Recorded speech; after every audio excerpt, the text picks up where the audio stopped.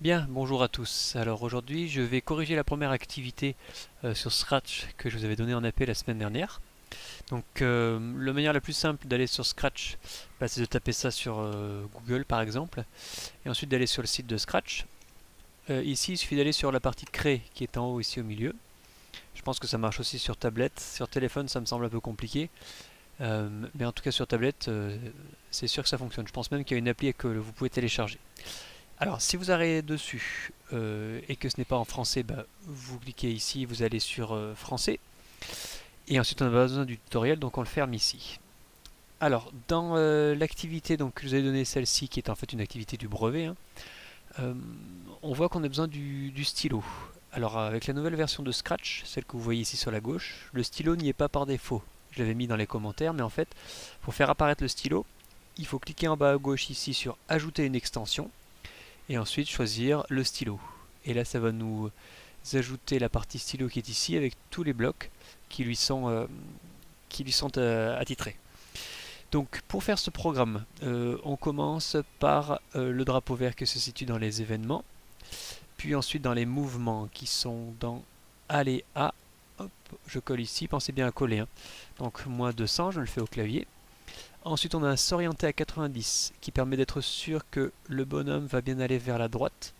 90 degrés, ça veut dire vers la droite. Effacer tout, donc là on est dans les stylos que je viens de rajouter, donc effacer tout. Alors on peut se dire que c'est bizarre d'effacer tout, alors qu'on n'a encore rien fait, mais on se met simplement dans l'optique de devoir lancer plusieurs fois le programme. Comme ça on est sûr qu'à chaque fois qu'on lance, on commence par tout effacer. Ensuite on met la taille du stylo 1, au cas où à un moment donné le stylo augmente de taille, on repart. En fait on repart simplement à 0, quoi. On a des blocs orange, donc on a besoin d'une variable qui s'appelle côté, donc je vais la créer comme cela, peu importe ici les options. Je crée ma variable qui me crée les blocs, donc mettre côté, on débute à 40, qui est ici, voilà. Un répété que je vais avoir dans les événements ici, non pardon, dans les contrôles, répéter, hop, 4 fois ici. Alors là j'ai un bloc violet, carré, ça veut dire que c'est des blocs que moi je dois créer. Alors, dans la version 2 de Scratch ils étaient violets, dans la version 3 actuelle, ils sont de couleur rouge ici. Donc en fait il faut aller dans mes blocs, et c'est nous qui allons créer le bloc que l'on va appeler carré, comme cela ici. Hop. Ce bloc ici, ça me rajoute ici un bloc définir carré que je vais laisser sur la droite ici. En fait, quand le programme va arriver à ce bloc rouge carré, il va quitter temporairement le programme principal pour aller voir ici ce qu'il doit faire pour faire un carré. En fait, je crée ce qu'on appelle un sous-programme.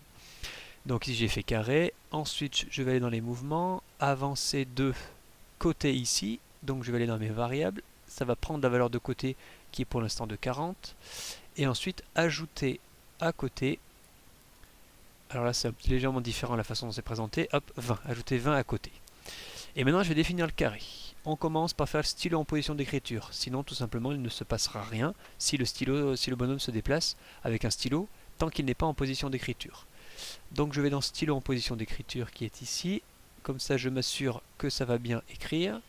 Un petit répété qui est ici, désolé pour les pleurs de ma fille, vous êtes en situation de réelle.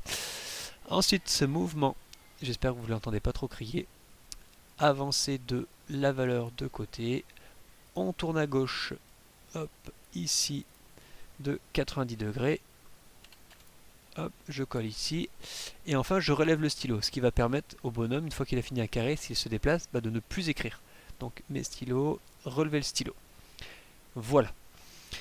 Donc je vais appuyer sur le drapeau vert pour voir ce qui se passe. Et voilà ce que l'on obtient. Donc la première question était quelle est la longueur du côté du plus petit carré dessiné? Évidemment 40, puisque pour l'instant la première partie du programme, côté vaut 40. Donc dans un premier temps ça vaut 40. D'après le script principal, quelle est la longueur du côté du plus grand carré dessiné? Alors ici on va comprendre que en fait 4 fois le programme va répéter carré. Puis il va avancer, en fait voilà ce qui va se passer.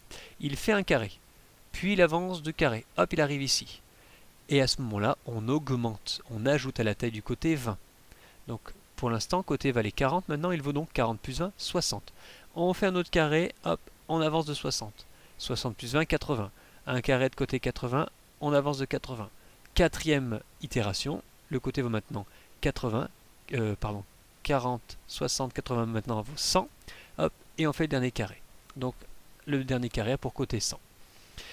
Dans le script principal, où peut-on insérer cette instruction pour augmenter la taille à chaque fois? Eh bien, il faut la mettre dans le répété. Première fois, le stylo vaudra 1. Deuxième fois, le stylo vaudra 1 plus 2, c'est-à-dire 3, etc. Donc, ajouter à la taille du stylo. On peut le mettre ici, par exemple. Si je fais 2 ici, il va avancer et faire voilà ce qui va se passer. Hop. Et voilà, il est bien de plus en plus épais. On pouvait le mettre ici, je pense qu'on pouvait le mettre ici aussi. Il y avait deux endroits pour le mettre, mais en tout cas à l'intérieur de la boucle. On modifie maintenant le script principal. Alors ici, la seule chose qui va changer, là on n'a plus cette chose ici. La seule chose qui change, c'est qu'on avance de côté plus 30. On n'avance plus seulement de côté, mais de côté plus 30 à chaque fois. Ce qui veut dire qu'en fait, à chaque fois qu'il va faire un carré, il va laisser un trou au milieu. La question c'est, est-ce qu'il va le faire en écrivant ou pas? Et non, il n'écrit pas. Pourquoi? Puisqu'à chaque fois qu'il a fait un carré, il a relevé le stylo. Hop, donc à cet endroit-là, le stylo est relevé. Ensuite, il avance, il ajoute 20 à côté, il répète, et seulement à ce moment-là, il recrie. Donc on a bien cette chose-là, c'était le dessin numéro 3 qui est ici. Voilà pour cette première vidéo de présentation de Scratch. J'espère que ça a été clair pour vous. À très bientôt pour la suite. Bon courage!